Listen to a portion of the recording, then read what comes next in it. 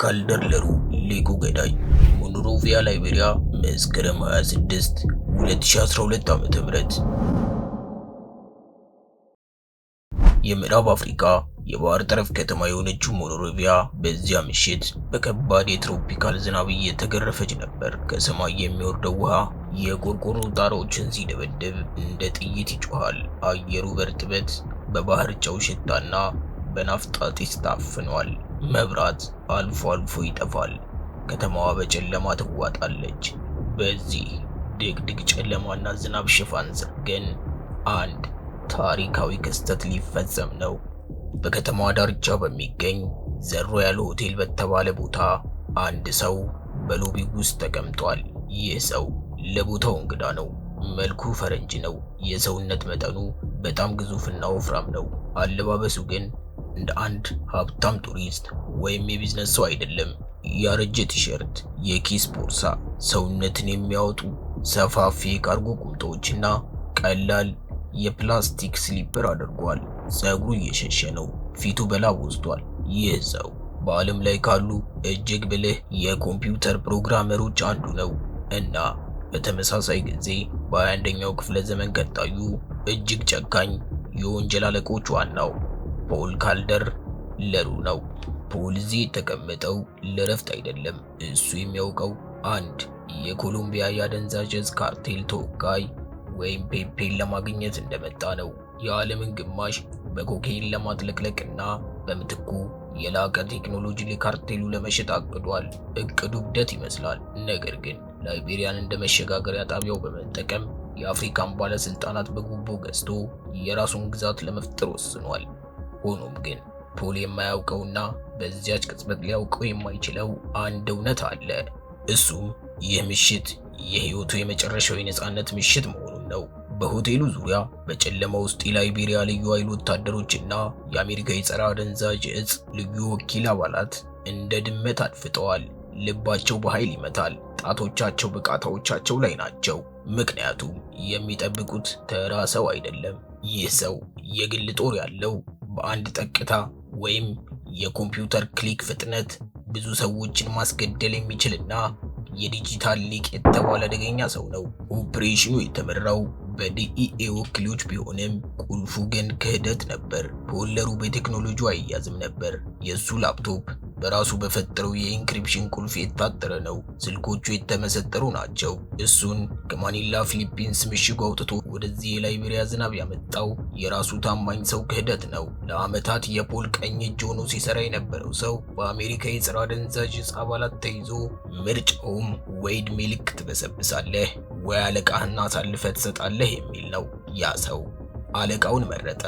እናም ፖልን የኮሎምቢያ ካርቴሎች ትልቅ ስምምነት ይፈልጋሉ ብሎ አታሎ አመጣው። አሁን ፖል በሆቴሉ ወንበር ላይ ተቀምጦ በስስትና በጉጉት ወደ በሩ ይመለከታል። ግን ፖለሩ ማን ነው? የተወሳሰበው ይህ ሰው እንዴት ተፈጠረ? ይህን ለመመለስ ከዘ ሮያል ሆቴል ወጥተን ጊዜን ወደ ኋላ መመለስ አለብን። ፖል ካልደርለሩ የተወለደው እንደ አውሮፓውያን አቆጣጠር በ1972 በዛሬዋ ዚምባብዌ በወቅቱ ሮዴዚያ ነበር። ገና በ2 ወር ዕድሜው ለማደጎ ተሰጠ።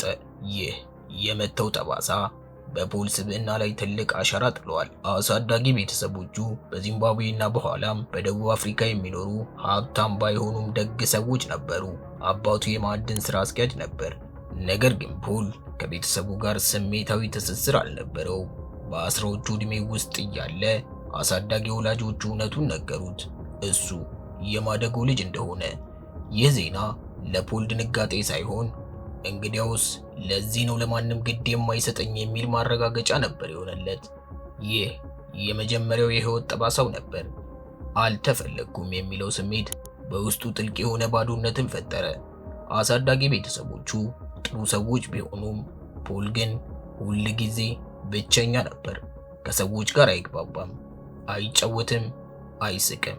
ጓደኞቹ ኮምፒውተሮችና ማሽኖች ብቻ ነበሩ። በአስራዎቹ ዕድሜው ቤተሰቡ ወደ ደቡብ አፍሪካ ሲዛወር ፖል የኮምፒውተር ዓለምን አገኘ። ያኔ ኮምፒውተር ገና አዲስ ቴክኖሎጂ ነበር። ለፖል ግን ያ ሳጥን ውስጥ ያለው ዓለም ከውጭው ዓለም የተሻለ ነበር። ኮምፒውተሮች አይዋሹም፣ አይከዱም፣ ስሜትም የላቸውም። ትዕዛዝ ሰጥሃቸው ይፈጽማሉ። ፖል በፕሮግራሚንግ አስማተኛ ሆነ። በተለይም የኢንክሪፕሽን ወይም መረጃን የመሰወር ቴክኖሎጂ ላይ አተኮረ። በ1990ዎቹ መጨረሻ ዓለም ኢንተርኔትን በስፋት መጠቀም ስትጀምር ፖል E4M ኢንክሪፕሽን ፎር ዘ ማስስ የተባለ ሶፍትዌርን ፈጠረ። ይህ ሶፍትዌር አብዮታዊ ነበር። ማንኛውም ሰው የፈለገውን ያህል ሚስጥራዊ መረጃ በኮምፒውተር ላይ ቢይዝ መንግስትም ሆነ ፖሊስ ሊከፍተው አይችልም ነበር። ፖል በወቅቱ የግላዊነት ታጋይ ወይም ፕራይቬሲ አክቲቪስት ወይም ሳይፈር ፓንክ ነበር። መንግስታትን ይጠላል፣ ቁጥጥርን ይጠላል። በኋላ ላይ እጅግ ታዋቂ የሆነው ትሩክሪፕት የተባለው ሶፍትዌር ተመሰረተ። ይሄውም የፖል የእጅ ስራ እንደሆነ ይታመናል። ነገር ግን ፖል ገንዘብ ይቸገር ነበር። ብልህነት ገንዘብ አልሆነውም። ፖል ሶፍትዌሩን በነፃ ነበር የሚለቀው። በለንደን እና በአውስትራሊያ እንደ ተራ ፕሮግራመር ተቀጥሮ ሲሰራ አቅሙና የሚያገኘው ገንዘብ እንደማይመጣጠን ተሰማው። በውስጡ ያለው አልሸነፍ ባይነት አበጠ። እኔ ከነዚህ ሰዎች ሁሉ በላይ ነኝ፣ ለምን እንደ ባሪያ እሰራለሁ አለ። ይህ ለውጥ ከአንድ የቴክኖሎጂ ሰውነት ወደ ዓለም አቀፍ ወንጀለኝነት ያደረገው የመጀመሪያ ጉዞ ሆነ። ፖል ወደ አሜሪካ ሄደ። ከዚያም ወደ ፊሊፒንስ ማኒላ ተዛወረ። ፊሊፒንስ ለሱ ገነት ነበረች። ሕጉ የላላ ነው፣ ጉቦ ይሰራል እና ማንም ስለ ማንነቱ አይጠይቀውም። እዚያ ሆኖ በሕግ ክፍተት የሚጠቀም አንድ ግዙፍ ኢምፓየር ገነባ፣ RX ሊሚትድ። ይህ ኩባንያ በኢንተርኔት መድኃኒት የሚሸጥ ኩባንያ ነበር፣ ግን ተራ መድኃኒትን አይሸጥም። በአሜሪካ መንግስት ሱስ የሆኑ የህመም ማስታገሻዎችን ወይም ፔን ኪለርስ ያለ ዶክተር ትዕዛዝ በገፍ የመሸጥ መረብን ዘረጋ። አሰራሩ ብልህ ነበር። አንድ አሜሪካዊ ሱሰኛ ድረገጹ ላይ ይገባና አመመኝ ብሎ ያዛል። ፖል የቀጠራቸው ህሊናቸውን የሸጡ አሜሪካውያን ዶክተሮች በሽተኛውን ሳያዩ የመድኃኒት ትዕዛዝ ይጽፋሉ። መድኃኒቱ በፖስታ ቤት ይላካል። ገንዘቡ እንደ ጎርፍ መፍሰስ ጀመረ። ፖል በቀን በሚሊዮን የሚቆጠር ዶላር ያገኝ ጀመር። ገንዘቡን የሚያስቀምጥበት ቦታ እስኪያጣ ድረስ ሆንግ ኮንግ ውስጥ ባሉ ባንኮች፣ በማኒላ በሚገኙ የምሽት ክለቦች እና በወርቅ መልክ ገንዘቡን ያከማች ጀመር። ነገር ግን ለፖለሩ ገንዘብ ብቻውን በቂ አልነበረም። የሰው ልጅ የተፈጥሮ ባህሪ ካገኘው በላይ ይፈልጋልና ገንዘብ ለፖል አሰልቺ ሆነበት። እርካታ የሚያገኘው የማይቻል ነገርን በማድረግ ሰዎችን በማዘዝና ኃይልን በመቆጣጠር ሆነ። ከቨርቹዋል የወንጀል ዓለም ወደ እውነተኛው የወንጀል ዓለም ተሸጋገረ። እናም ይህ ሽግግር በደም የታጀበ ነበር። በማኒላ በሚገኝ ቅንጡ ቢሮ ውስጥ ተቀምጦ ዓለምን እንደ አንድ ግዙፍ የቼዝ ጨዋታ ወይም እንደ ቪዲዮ ጌም ማየት ጀመረ። ወርቅ እፈልጋለሁ አለ። በጋናና በኮንጎ ወርቅ በህገወጥ መንገድ ማዘዋወር ጀመረ። እንጨት እፈልጋለሁ አለ። በደቡብ ፓስፊክ ደሴቶች የደን ጨፍጫፊ ሆነ። ከዛም የባሰውን አሰበ። የራሴን ጦር እፈልጋለሁ አለ። ይህ በታሪክ ያልታየ ነገር ነው። አንድ የኮምፒውተር ፕሮግራመር ኢንተርኔት ላይ ወታደሮችን መመልመል ጀመረ። ከፍተኛ ደሞዝ ለአደገኛ ስራ የሚል ማስታወቂያ ወጣ። ከኢራቅና ከአፍጋኒስታን ጦርነት የተመለሱ ስራ የሌላቸው የተጎዱና ገንዘብ የሚፈልጉ የቀድሞ የአሜሪካ የእንግሊዝና የእስራኤል ልዩ ኃይል ወታደሮችን ሰበሰበ። እንደ ዴቭ ስሚዝ ያሉ እልፍ መግደል የማይከብዳቸው ሰዎች የፖል ጠባቂዎችና ተላላኪዎች ሆኑ። እነዚህ ወታደሮች መጀመሪያ ላይ ስራው ህጋዊ የጥበቃ ስራ መስሏቸው ነበር። በኋላ ግን አለቃቸው ማን እንደሆነ ሲረዱ መውጫ አጡ። ፖል ሰዎችን የሚይዘው በፍርሃትና በገንዘብ ነበር። የፖል ጭካኔ ወሰን አልነበረውም። አንድ ጊዜ ፊሊፒንስ ውስጥ ከሱ ጋር በሪል ስቴት ንግድ ላይ የተጣላች ካትሪን ሊ የተባለች ሴት ነበረች። ፖል ለጠባቂዎቹ ይህችን ሴት አጥፏት ብሎ ትዕዛዝ ሰጠ። ልክ አንድም ፋይል ከኮምፒውተር ላይ ዲሌት እንደማድረግ ማለት ነው። ሁለቱ ቅጥረኛ ወታደሮች ሴትዮዋን አድነው መንገድ ላይ በጥይት ገድለው ጣሏት። ፖል ዜናውን ሲሰማ ፊቱ ላይ ምንም አይነት ስሜት አልነበረም። ለሱ ካትሪን ሊ ሰው አይደለችም፣ በሲስተሙ ውስጥ ያለች ቫይረስ ነበረች። ቫይረሱ ተወገደ፣ ስራው ይቀጥላል። ሌላ ጊዜ ደግሞ አንድ መርከብ ገዝቶ መርከቡን በኮካይን ሞልቶ ወደ አውስትራሊያ ለመላክ አቀደ። መርከቡ ላይ ያሉ ሰራተኞች ግን ፖልን ሊያታልሉት ሞከሩ ወይም ገንዘቡን አጠፉበት። ፖል አልተበሳጨም። በረጋ መንፈስ ለሌላኛው የሞት ቡድኑ ትዕዛዝ ሰጠ። መርከቡን አስጥሙት፣ ካፒቴኑንም ግደሉት። በባህር መሃል በጨለማ የገዛ ሰራተኞቹ ተገደሉ። አስክሬናቸው ለአሳራትነት ተሰጠ። ይህን ቪዲዮ ፖል በላፕቶፑ እያየ ይዝናና ነበር። እያደር የፖል ምኞት እብደት ደረጃ ላይ ደረሰ። ሶማሊያ ውስጥ ገብቶ የራሱን ሚሊሻ በማቋቋም የባህር ላይ ወንበዴዎችን ማስታጠቅ ፈለገ። ለኢራን መንግስት የሚሳኤል መቆጣጠሪያ ቴክኖሎጂን ለመሸጥ ሞከረ። ከሰሜን ኮሪያ ሜታፌታሚን የተባለ አደገኛ ዕፅ ገዝቶ ለመሸጥ ተንቀሳቀሰ። እሱ ራሱን ከህግ በላይ ከመንግስታት በላይ አድርጎ ይቆጥር ነበር። መንግስታት ዝግታ አላቸው፣ ቢሮክራሲ አላቸው። እኔ ግን ፈጣን ነኝ ይላል።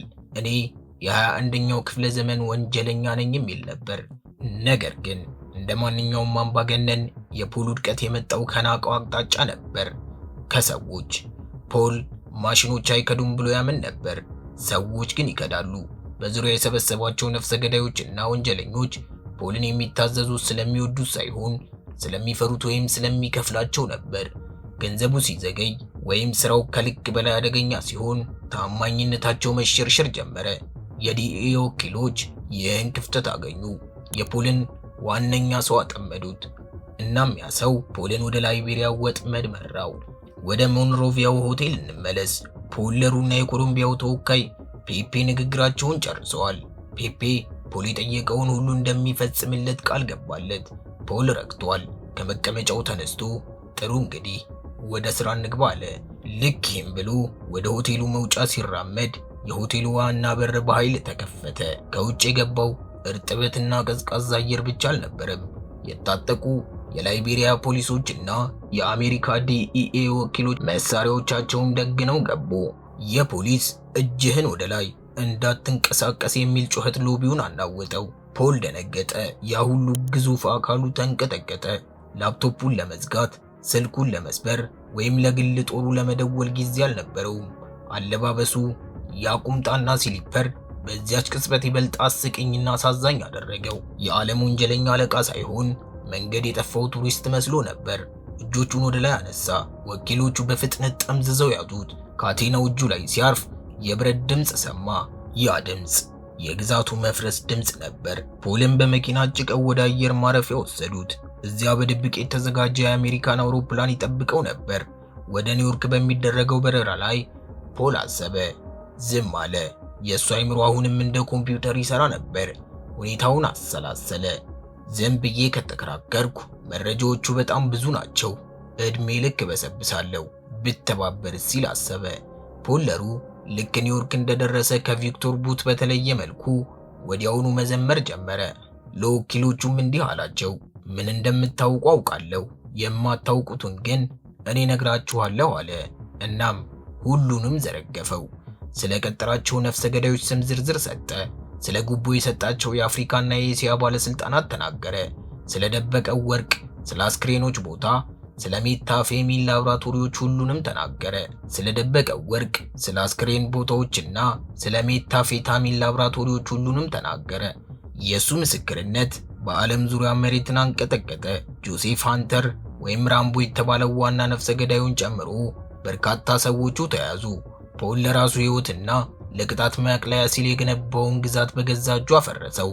ልክ በኮምፒውተር ላይ ፎርማት ሲ ብሎ እንደማዘዝ ነበር።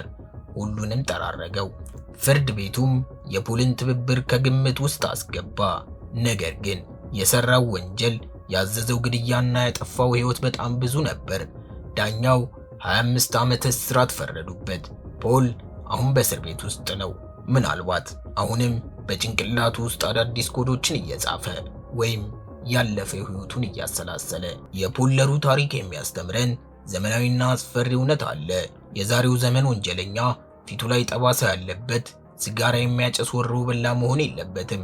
በጎረቤታችን ያለ ካርጎ ቁምጣ ለብሶ ቀኑን ሙሉ ኮምፒውተሩ ፊት የሚውል ጸጥተኛ ሰው ሊሆን ይችላል። ቴክኖሎጂና ስነ ልቦናዊ ባዶነት ሲገናኙ ውጤቱ ፖለሩ ይሆናል። የዲጂታል ዘመኑ ፍራንከንስታይን። የሳምንት ሰው ይበልን።